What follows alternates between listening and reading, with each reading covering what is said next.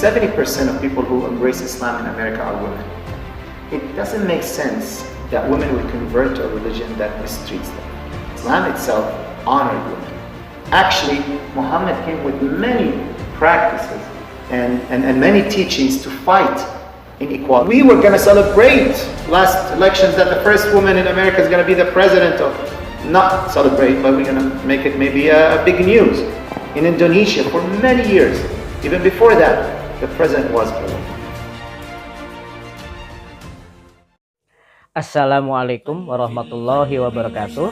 Alhamdulillahilladzi arsala rasulahu bil huda wa dinil haqq liyuzhirahu 'ala dini kullihi wa kafa billahi syahida. Allahumma sholli ala sayyidina Muhammad wa ala ali sayyidina Muhammad. Berjumpa lagi dengan channel saya Marstechno. Saya doakan semoga semua sahabat dalam keadaan sehat selalu. Pada bagian ini adalah part ke-6 dari usaha dakwah seorang imam Islamic Center di California Selatan yang bernama Dr. Ahmad Soboh. Beliau ini adalah kelahiran Bethlehem, Palestina, dan akhirnya pergi ke Amerika untuk menjadi seorang dokter dan juga seorang imam Islamic Center. Dalam dakwahnya di gereja ini beliau memperkenalkan Islam, dan pada bagian ini adalah banyak tanya jawab dari peserta atau jamaat gereja tentang hak-hak wanita dan juga tentang hukum syariah Islam. Nah sahabat, bagaimana selengkapnya? Kita lihat saja video berikut ini dan saya akan sedikit mereaksinya. There are 1.5, 1.6 billion Muslims in the world. Half of them are women. The fastest growing religion in America is Islam. 70% of people who embrace Islam in America are women. It doesn't make sense that women will convert to a religion that mistreats them. It doesn't make sense that many Muslim women around the world will accept to stay in a religion that does not respect them. It's an insult to someone like Niveen to tell her Islam mistreats women. Insulting her intelligence, telling her, why would you stay in a religion that mistreats you or oppress you? Some cultures do oppress women. Islam itself honored women.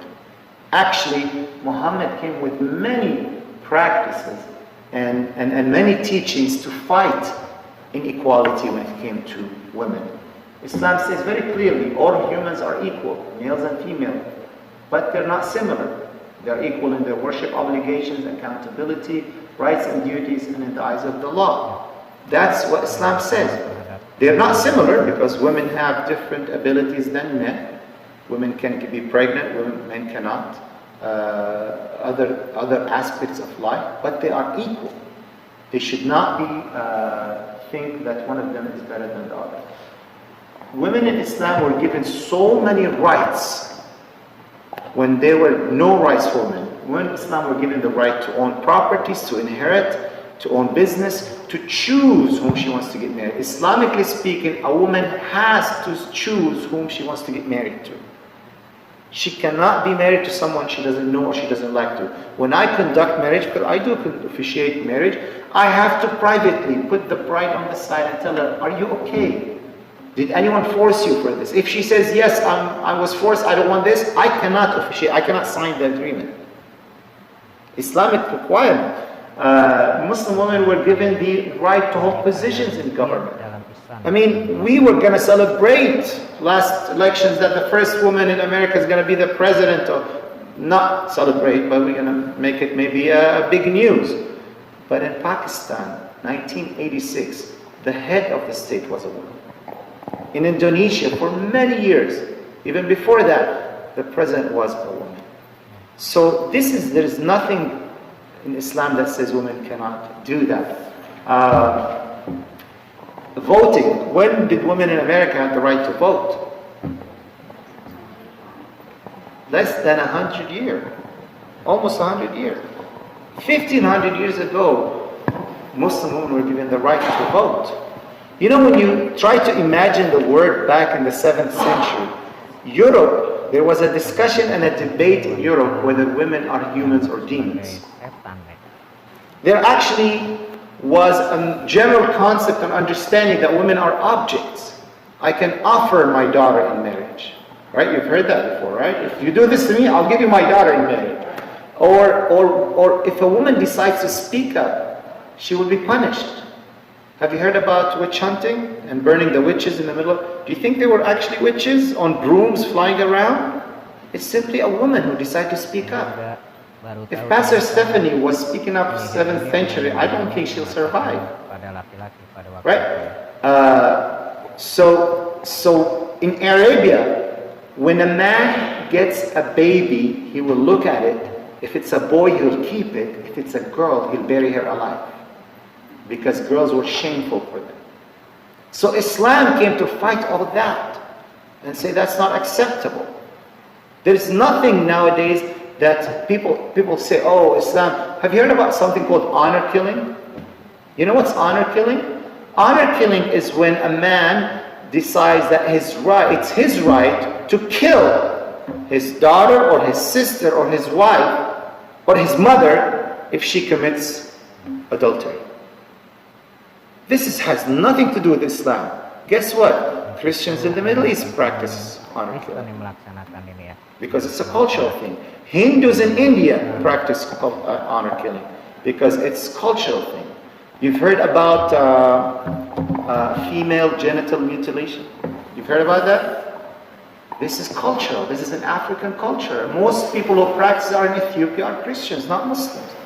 Islam says against that. You're not supposed to do something like this. So these are things that Islam came to promote without a fight, without a revolution. It still does not agree with extreme feminism and extreme way of putting things out of perspective. It puts things in a balanced way. And that's what Islam looks at.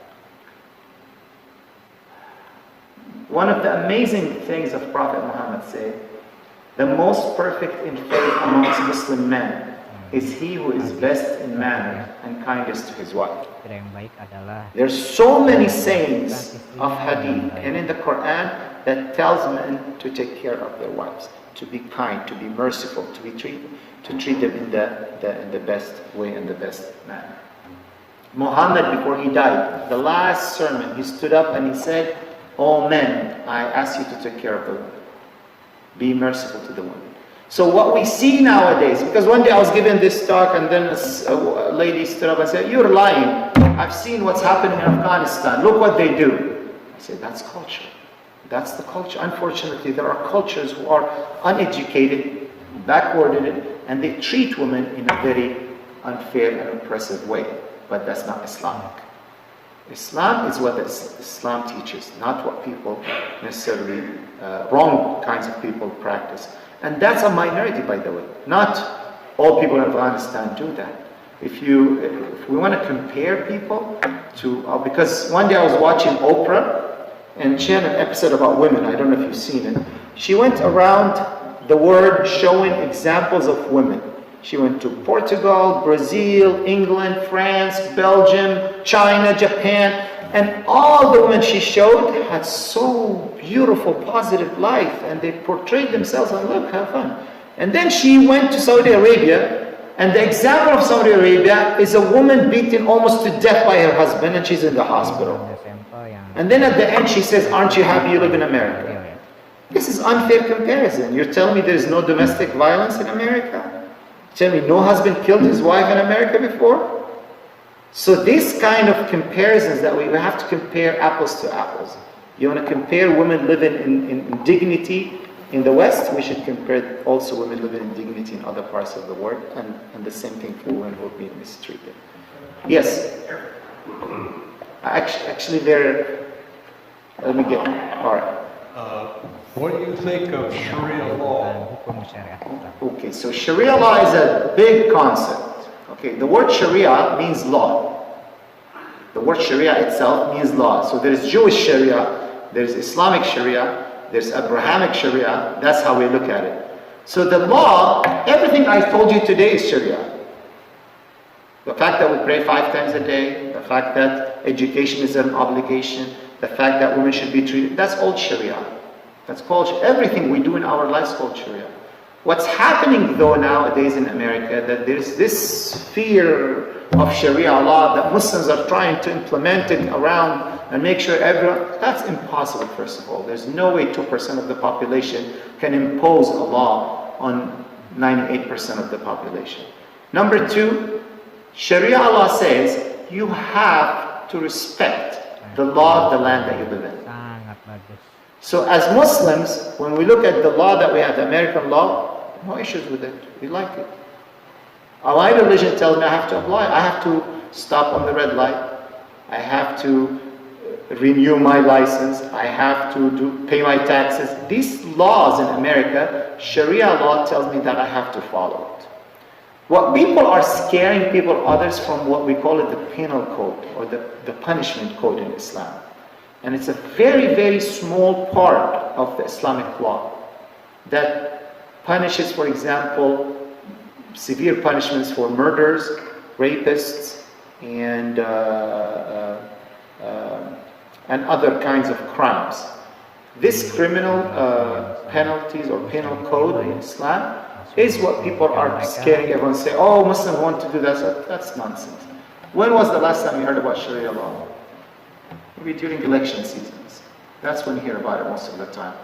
When nominees are going out and start saying, oh, Muslims want to apply Sharia law, let's fight them, vote for me.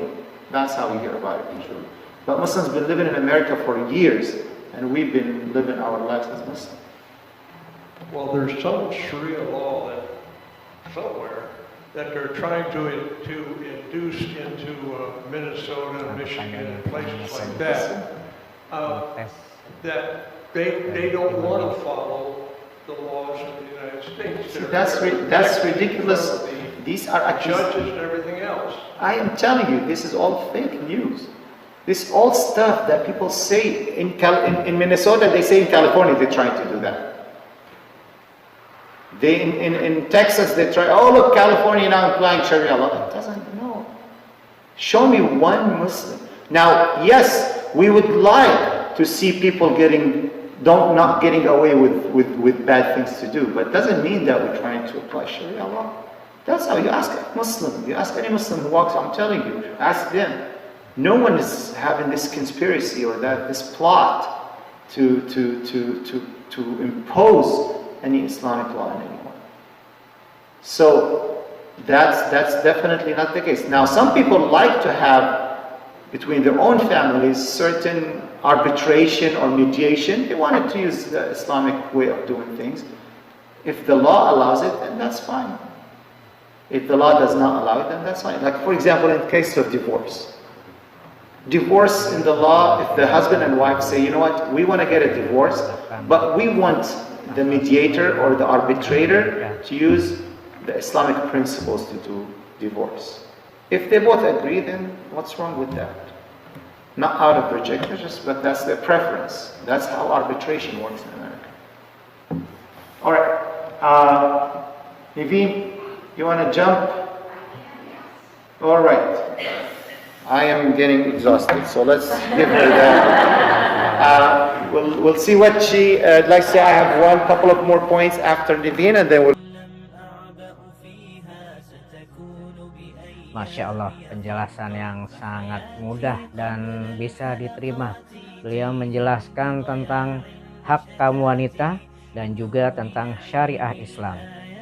Pada awalnya, seperti yang kita ketahui, pada abad ke-7 atau abad pertengahan, wanita di Eropa dianggap bukanlah manusia, bahkan disamakan dengan devil ya, atau setan ya. Jadi mereka tidak diberi hak-hak sebagaimana seorang pria. Sedangkan di Jazirah Arab sendiri juga digambarkan bahwasanya apabila seorang ayah mengetahui istrinya melahirkan seorang wanita, maka mukanya akan masam dan juga akan langsung mengubur hidup-hidup wanita tersebut atau bayi wanita tersebut. Jadi setelah Islam hadir, kaum wanita sangat dimuliakan oleh Islam. Bahkan beliau sempat menyebutkan bahwa di Indonesia presidennya adalah seorang wanita.